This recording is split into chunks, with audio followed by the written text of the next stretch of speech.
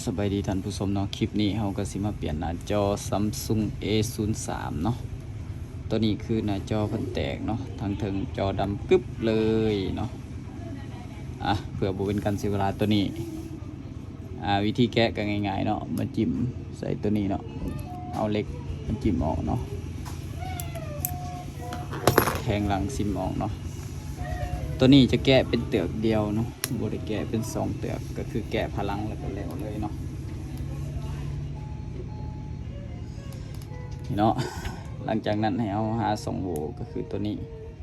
สบเข้าไปเนาะปึ๊บนี่เนาะแกะออกจังซี่เนาะตัวนี้ก็บ่ยากดอกเนาะง่ายๆเนาะแต่เฮาแกะแล้วเรียบร้อยเนาะให้เฮาหันทางนี้แล้วก็ทางลุมก็หันเพราะว่าตัวนี้มันจะเป็นสายแพรกับสายสากอันเดียวกันเนาะผ่านกลกันเนาะมาเบิ่งกันเลยเนาะในการหันนี่เฮาสิหยุดคลิปไว้ก่อนเนาะเฮาหันแล้วเฮาจึงสิมาต่อเนาะตัวนี้หลังจากเฮาหันน็อตสำเร็จแล้วเนาะให้เฮามาแกะเลยเนาะเริ่มงัดขึ้นเลยเนาะตัวนี้เนาะงัดขึ้นจังซี่เนาะนี่เนาะมันก็สิออกเป็นประมาณนี้ตัวนี้คือกันเนาะตัวลุมนี่คือกันเนาะนี่เนาะงัดขึ้นนี่เนาะมันจะดันออกเองเลยหลังจากนั้นให้เฮางัดแบตนี่ออกเนาะแล้วก็งัดแผงจอนี่ออกนี่เนาะสำนี้เนาะหลังจากนั้นให้เอาหาจอมาลองเนาะจอกับส่วนใหญ่จะใส่ยี่ห้อแบบนี้เนาะตัวนี้หาซื้อได้เนาะตามLazadaก็มีเนาะนี่เนาะแล้วก็เอาออกมาจอก็ได้ตัวนี้เราจะลองจอก่อนเนาะลองจอก่อนก่อนใส่เนาะก็คือได้ลองจอก่อนเพราะว่าจอมันสิผ่านบ่เนาะหรือสิบ่ผ่านกับหูตอนนี้เลยเนาะนี่เนาะบีบใส่เนาะตัวนี้คอยบีบเนาะตัวนี้เนาะเมื่อเราบีบเข้าเป็นทีเรียบร้อยเนาะให้เรามาบีบตัวนี้เนาะบีบแผงจอนี่เขาเนาะหลังจากนั้นก็เปิดเบิ่งเลยเนาะเปิดลองเนาะ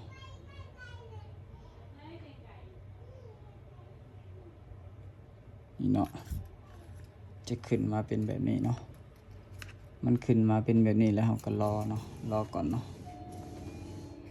หลังจากเรารอเนาะเปิดเครื่องมามันก็สิได้เป็นประมาณนี้เนาะพอรุ่นนี้มันจะอืดเนาะเวลาเปิดเครื่องมันจะใช้เวลาดนเนาะเพิ่นว่าเป่าหมักซองเนาะนี่เนาะโอเคเนาะถ้าเป็นแบบนี้ก็คือถือว่าผ่านเนาะผ่านเป็นทีเรียบร้อยตัวนี้นี่เนาะโอ้เป็นทหารอย่างดีเนาะบ่แม่นคนได้ทหารได้นี่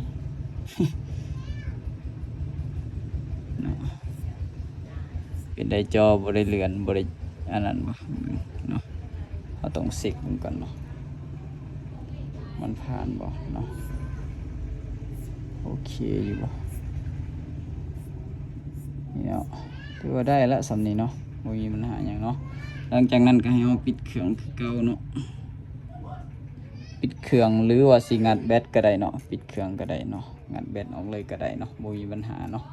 ตัวนี้เนาะหลังจากเราปิดเครื่องสนิทแล้วก็ให้เรามางัดแบตนี่เนาะหลังจากเราปิดแล้วเนาะเราก็มางัดแบตนี่ออกเลยเนาะงัดขึ้นเนาะแล้วก็งัดแผงจอนี่ออกเนาะงัดสายแพรนี่งัดแบบเราระวังในหนึ่งเนาะเพราะว่างัดแห้งยันซ็อกเก็ตมันบินเนาะเรียบร้อยเนาะหลังจากเรางัดออกแล้วเนาะตัวนี้คือบริแกะแบตเนาะมีแต่เราสิสุกตัวนี้ออกเลยเนาะสุกจอมันนี่ออกเลยเนาะหรือว่ามางัดอยู่นี่ก็ได้เนาะอาจจะได้เป็นแบบนี้เนาะตัวนี้มันโบแนนก็เอาออกเลยเนาะเพื่อสะดวกสบายในการเอาจอออกเนาะตัวนี้เนาะนี่เนาะตัวนี้มันมี2โหว่อยู่ก็คือมันบ่เจ็บเนาะเราก็มางัดออกเลยเนาะนี่เนาะนี่เนาะตัวนี้ให้งัดออกเนาะกับกลสาวนี่เนาะงัด อกจังสี่เนาะหลังจากนั้นให้งัดออกเลยนี่เนาะโอเคงัดออกเลยจะได้เป็นแบบนี้เนาะ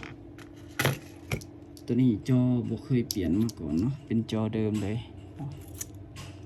อย่าลืมงัดเอาตัวนี้เนาะอันนี้คือ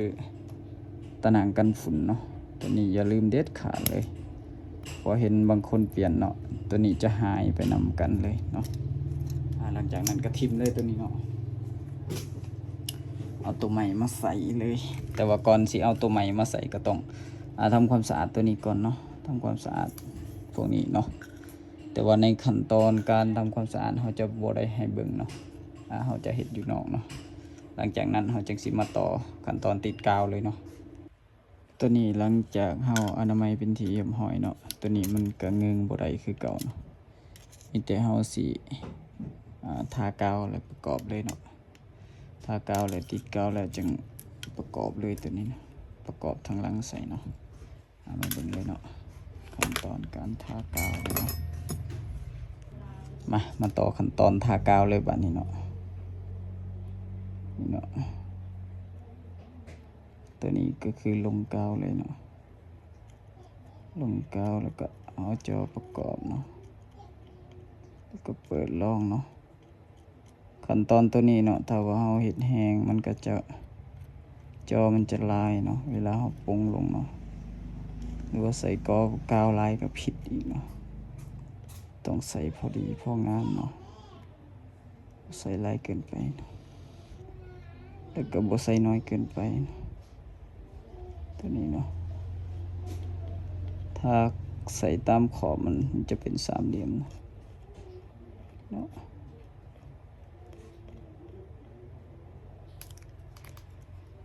เนาะจะประมาณนี้บ่งามปานใดดอกเนาะแต่ว่านินให้มัน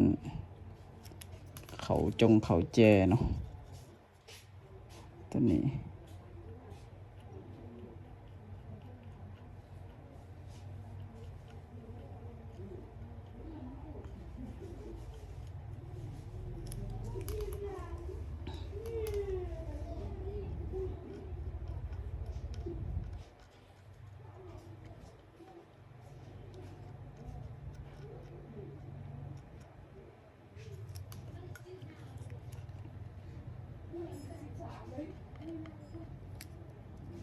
เนาะถ้าไปเรื่อยๆหลังจากเราทากาวเรียบร้อยเนาะเราก็เอาจอมาลงเลยเนาะจอมาใส่เลยเด็กใส่ประมาณนี้เนาะ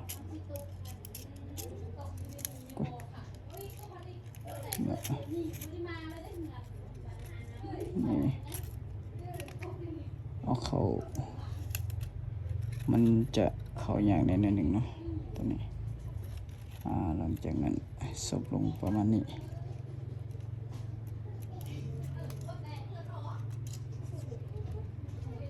งามขึ้นก็ได้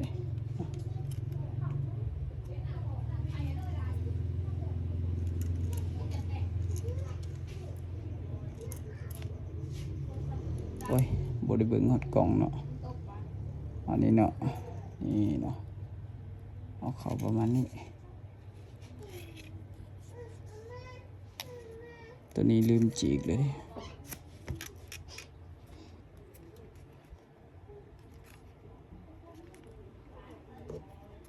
ยางหัดเลย